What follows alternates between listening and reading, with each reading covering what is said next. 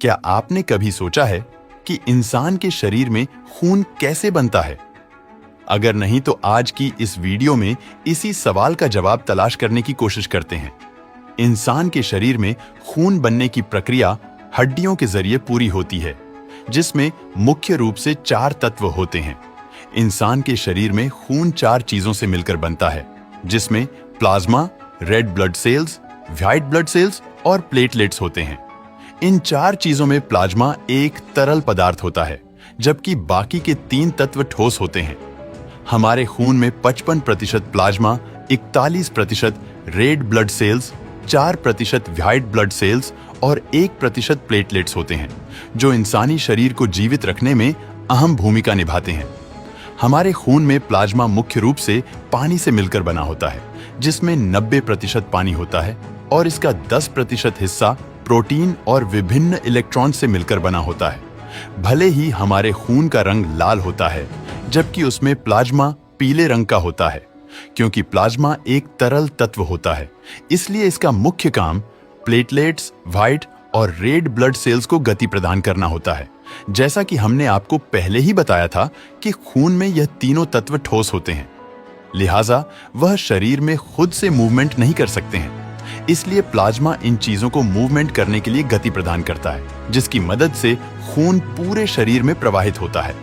वहीं इंसान के शरीर में रेड ब्लड सेल्स यानी आरबीसी की संख्या 55 लाख के आसपास होती है, जो लाल रंग के होते हैं, और इन्हीं ब्लड सेल्स की वजह से इंसान के खून का रंग लाल दिखाई देता है।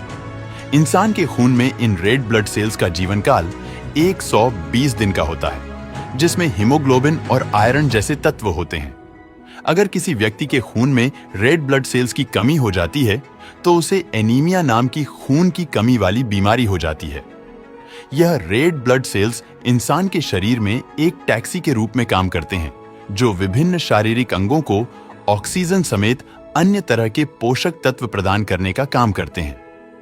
यह रेड ब्लड सेल्स ही होते हैं जो हमारे फेफड़ों से ऑक्सीजन को अवशोषित करके उसे विभिन्न बॉडी सेल्स तक पहुंचाने का काम करते हैं। इसी तरह यह रेड ब्लड सेल्स शरीर के सेल्स से कार्बन डाइऑक्साइड को एब्जॉर्ब करके उसे फेफड़ों तक पहुंचाने का काम करते हैं, जिसे फेफड़े नाक के जरिए शरीर से बाहर निकाल देते हैं, और यह प्रक्रिया लगातार चलती रहती है।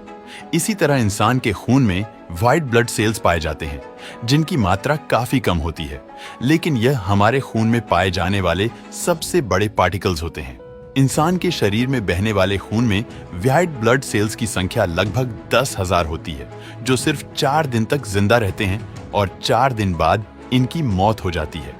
इंसान के खून में व्हाइट ब्लड सेल्स शरीर के अंदर प्रवेश करने वाले विभिन्न प्रकार के घातक बैक्टीरिया और वायरस से लड़ने का काम करते हैं, जिसकी वजह से इंसान की रोग प्रतिरोधक क्षमता बेहतर होती है।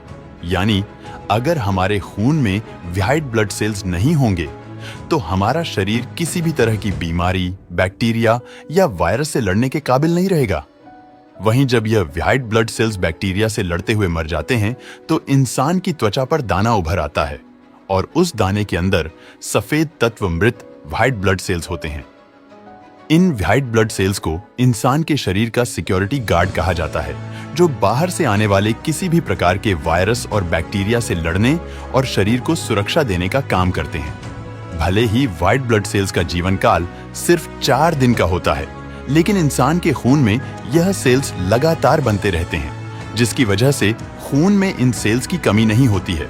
वहीं अगर किसी इंसान के खून में व्हाइट ब्लड सेल्स की कमी होती है या फिर उनके निर्मित होने की गति धीमी होती है, तो उस स्थिति में इंसान की रोग प्रतिरोधक क्षमता कम हो जाती है। ऐसे में इंसान बदलते मौसम के दौरान जल्दी बीमार हो जाते हैं, जबकि उन्हें किसी भी तरह का वायरस आसानी से अपनी चपेट में ले सकता है। हालांकि डॉक्टरी सलाह और दवाइयों की मदद से खून में व्हाइट ब्लड सेल्स की मात्रा को बढ़ाया जा सकता है, जो शरीर को बीमारियों से बचाने में अहम भूमिका निभाता है। इसके बाद बारी आती है प्लेटलेट्स की, जिसकी मात्रा खून में सिर्फ 1% ही होती है। हमारे खून में प्लेटलेट्स की संख्या 2 लाख के आसपास होती है, जबकि इनका जीवन काल सिर्फ 7 दिन तक होता है। प्लेटलेट्स की मौजूदगी की वजह से इंसान के शरीर से खून नहीं बहता है, क्योंकि इसका काम खून के बहाव को रोकना होता है। जब कभी इंसान के शरीर पर चोट या कट लग जाता है तो उस जगह से बहुत ज्यादा खून बहने लगता है, लेकिन खून में प्लेटलेट्स उस चोट की जगह को कवर करने का काम करते हैं ताकि शरीर से कम मात्रा में खून बाहर निकले। अगर इंसान के खून में प्लेटलेट्स की मौजूदगी नहीं होगी तो छोटी सी चोट लगने पर हमारे शरीर से बहुत ज्यादा मात्रा में खून बह जाएगा और इसकी वजह से इंसान की मौत भी हो सकती है। इसके अलावा प्लेटलेट्स में कुछ खास तरह के प्रोटीन और हार्मोन्स पाए जाते हैं जो इंसान के शरीर को ऊर्जा और ताकत देने का काम करते हैं। ये प्लेटलेट्स शरीर में अंदरूनी ब्लीडिंग को रोकने का भी काम करते हैं, जिसकी वजह से इनकी संख्या में थोड़ी सी कमी आने पर इंसान को भारी थकान और बीमारी का एहसास होता है।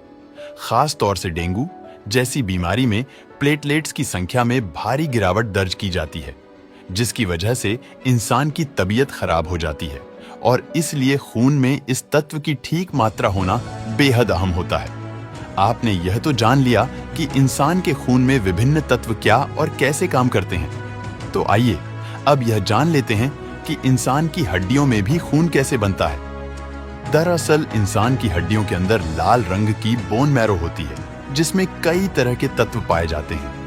आसान शब्दों में कहा जाए तो हड्डियों के अंदर bone marrow white blood cells, red blood cells और प्लेटलेट्स को बनाने का काम करती है और यह काम हमेशा चलता रहता है। वहीं इंसान के खून में प्लाज्मा को बनाने का काम लीवर का होता है, क्योंकि लिवर पानी को फिल्टर करने का काम करता है और प्लाज्मा में सबसे ज्यादा मात्रा में पानी ही होता है। लिवर में प्रोटीन और विभिन्न तत्व पानी को प्लाज्मा में बदलने का काम करते हैं, जो रक्त वाहिकाओं में red blood cells, white blood cells और प्लेटलेट्स के साथ मिल जाता है। इस तरह प्लाज्मा हड्डियों द्वारा बनाए गए तीनों ठोस तत्वों को रक्त वाहिकाओं में आगे बहने के लिए स्पीड देता है, जबकि यह चारों तत्व आपस में इंसान के शरीर को खून का कभी न रुकने वाला एक नेटवर्क देते हैं। अगर इंसान के खून में इन चारों तत्वों में से किसी भी एक तत्व की कमी हो जाए तो उसे घातक बीमारी होने का खतरा कई गुना तक बढ़ जाता है। वहीं किसी भी बीमारी का पता लगाने के लिए भी इंसान के खून की जांच की जाती है, क्योंकि यह खून हड्डियों और लीवर से निर्मित होने वाले तत्वों से मिलकर बना होता है और इससे मरीज की केस हिस्ट्री का आसानी से पता लगाया जा सकता है। यही वजह है कि डॉक्टर ऐसा खाना और फलों को खाने की सलाह देते हैं जो शरीर में खून की मात्रा को बढ़ाने और उसे बनाने में अहम भूमिका निभाते हैं। अब तो आप समझ ही गए होंगे कि इंसान के शरीर में खून कैसे बनता है और उसका काम क्या होता है। दोस्तों, वीडियो पसंद आया हो तो लाइक और शेयर करें।